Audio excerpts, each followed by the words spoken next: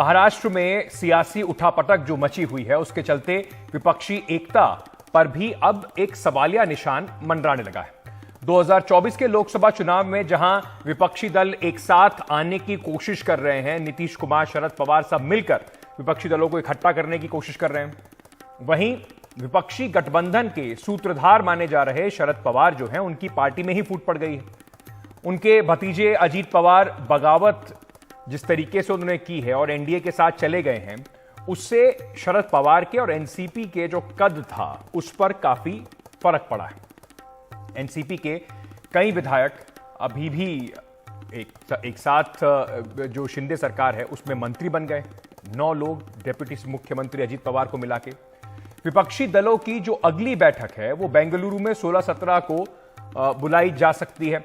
ऐसा बताया जा रहा है कि मानसून सत्र के से पहले बैठक करने की इच्छा है। पहले 13-14 तारीख की बात हो रही थी, लेकिन अब जो सियासी भूचाल महाराष्ट्र में आया है जिसमें शरद पवार अब पूरी तरीके से एक बार फिर से सड़क पर उतरे हैं, शायद इसी कारण से इसको बैठक को टाला गया है।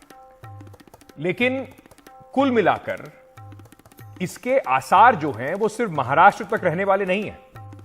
इसका जो असर है वो सिर्फ महाराष्ट्र तक या 2024 के चुनाव तक ही नहीं, अभी उससे पहले और कई राज्यों पर इस तरीके के खतरे के बादल मंडरा रहे हैं। क्योंकि बिहार की अगर बात करें तो वहां पर पूर्व डिप्टी मुख्यमंत्री सुशील मोदी, जो भारतीय जनता पार्टी के राज्यसभा सांसद हैं, उन्होंने एक बड़ा बयान दिया है। उन्होंने कहा है कि बिहार में भी बगावत की स्थिति बन सकती है। नीतीश में 17 साल में किसी विधायक सांसद को समय दिया नहीं।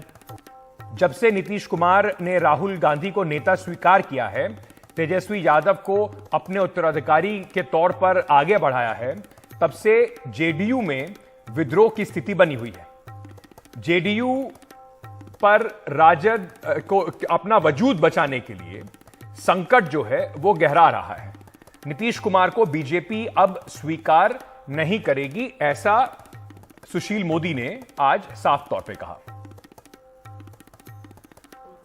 बिहार में भी बगावत की स्थिति बन रही है, क्योंकि नीतीश कुमार ने पिछले 17 साल में कभी भी विधायकों और सांसदों को कभी मिलने के लिए 1 मिनट भी समय नहीं दिया। साल भर लोगों को इंतजार करना पड़ता था।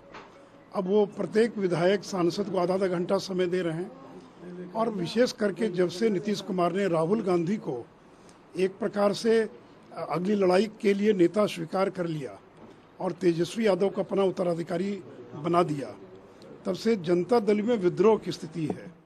नहीं आ ही सकते। देखिए, बड़ी संख्या में लोग हम लोगों के भी संपर्क में हैं, लेकिन अब किसको लेंगे नहीं लेंगे, लेना कि नहीं लेना, बहुत सारी चीज़ों पर निर्भर करता है।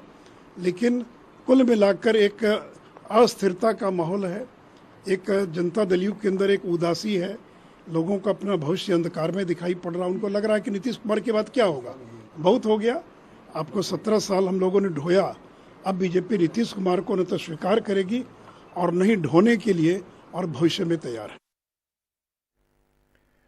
तो बड़े तीखे बोल सुशील मोदी, जो एक जमाने में नीतीश कुमार के उप मुख्यमंत्री होते थे, कहा जाता था कि दोनों में बड़ी आत्मीयता है, उनके इस वक्त सुनने को मिल रहे हैं। लेकिन इस पर जेडीयू का पलटवार भी आया और साथ ही साथ उन पॉलिटिकल पार्टीज का क्या जिनके लिए अब सुबुगाहट होने लगी है। उत्तर प्रदेश में ओम प्रकाश राजभर कह रहे हैं कि जयंत चौधरी भी जाएंगे। बड़े सारे नेताओं की बात हो रही है कि वो एनडीए में शामिल होने जा रहे हैं 2024 से पहले। जरा आपको सुनवाते हैं। कोई असर नहीं पड़ेगा, बल्कि विपक्षी दल जो हैं उनके इस कारनामों से और मजबूती के साथ एक होंगे।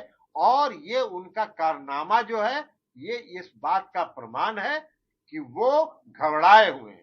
विपक्षी एकता के प्रयास से वो दासत में है और एक साइकोलॉजिकल मनोवैज्ञानिक परिस्थिति पैदा करना चाहते हैं जो नहीं होने वाला है। जनता का फैसला अब 24 में ही होगा। जनता किसी के हाथ में काबिज नहीं है, वो अपना मैंडेट देगी। बिहार में पटना में जो बैठक हुई, अगले दौर की जो बातचीत होंगी, मैं उसमें शामिल हूँ। राजनीति में चीजें होती रहती हैं, तोड़फोड़ होती रहती है, पार्टियां बदली जाती हैं, नाम बदल जाते हैं। जो लोग नेता के साथ रहते हैं वो नेताओं के साथ रहेंगे, उनके फैसलों के साथ रहेंगे, उनके इरादों को मजबूत करेंगे। बीजेपी ने एक ऐसा कानून बनाया हुआ, एक ऐसा उन्होंने आदत डाल दी है कि वो जोर जबरदस्ती, डरा धमका के, लालच दे के उन सरकारों को तोड़ते हैं, उस वोट की बेइज्जती करते हैं और अपने हिसाब से लोगों को अपने साथ मिलाते हैं। और साथ ही पहले उनको करप्ट बुलाते हैं, उनको बेईमान बुलाते हैं, उसके बाद उन्हीं लोगों को अपने साथ मिलाते हैं।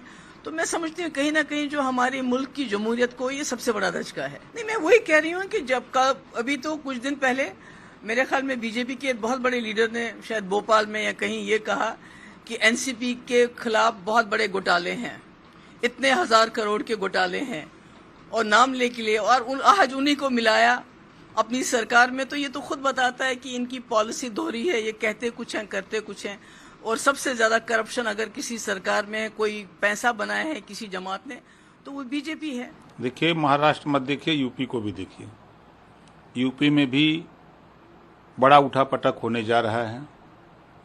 समाजवादी पार्टी के कई विधायक और सांसद दल छोड़ करके कुछ लोग सरकार के विस्तार में शामिल होना चाहते हैं कि सरकार का विस्तार, उसमें अगर हमको शामिल कर लिया जाए तो वो शपथ लेते हुए आपको दिखेंगे।